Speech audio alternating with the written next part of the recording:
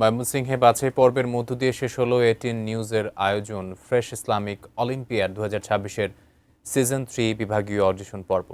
বিভাগটি থেকে বিশ্ববিদ্যালয়ের একজন, কলেজ থেকে দুজন এবং স্কুল পর্যায়ে চ্যাম্পিয়ন 2 জন ঢাকার মূল পর্বে অংশগ্রহণের সুযোগ পেলেন। ময়মনসিংহ থেকে আসাদুজ্জামান সুমনের তথ্য, ফরিদুজ্জামান শান্তর তোলা ছবিতে ডেস্ক রিপোর্ট।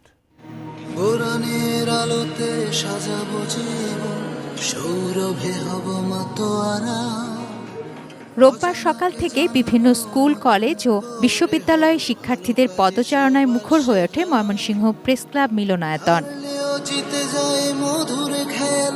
এই অডিশনে মোট ৩৫টি প্রতিষ্ঠানে শতাধিক শিক্ষার্থী অংশ নেন। বিপুল উৎসাহ উদ্দীপনায় শেষ হয় বাছাই পর্ব। জয় পরাজয় যাই হোক, ফ্রেশ ইসলামিক অলিম্পিয়াড 2026-এর সিজন 3-তে অংশ নিতে পেরেই খুশি প্রতিযোগীরা। আমার যে আপুরা এবং ভাইয়ারা গিয়েছে তাদের জন্য আমার শুভকামনা রইল। স্কুল কলেজে যারা এই প্রতিভাটা নিয়ে বড় হচ্ছে তারা এই প্রতিভাটা প্রকাশ করার সুযোগ পাচ্ছে না।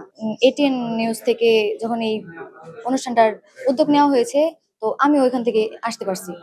সন্তানদের প্রতিভায় মুগ্ধ ছিলেন অভিভাবকরাও। এতে ইসলামের প্রতি মানুষের একটা আকর্ষণ বাড়ছে। এখানে শুধুমাত্র স্কুল, কলেজ এবং বিশ্ববিদ্যালয়ের স্টুডেন্টরাই অংশগ্রহণ করে। এখানে মাদ্রাসার কোনো ব্যাকগ্রাউন্ডের ছাত্র এখানে এলাও না। আমি মনে করেছি ব্যক্তিগতভাবে এটা একটা ভালো উদ্যোগ। বিভাগীয় এই অডিশনে প্রতিযোগী শিক্ষার্থীরা হামদ, নাত, কোরআন তেলাওয়াত, আজান, ইসলামিক জ্ঞানে তাদের পারদর্শিতা দেখান।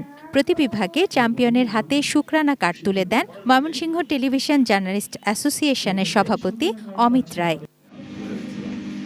ইসলামিক অলিম্পিয়াডের মতো আয়োজন ইসলামিক চেতনায় তরুণ প্রজন্মকে অনুপ্রাণিত করবে, প্রান্তিক পর্যায়ের প্রতিভাবানকে তুলে আনবে জাতীয় পর্যায়ে, এমনটাই প্রত্যাশা সুধীজনের।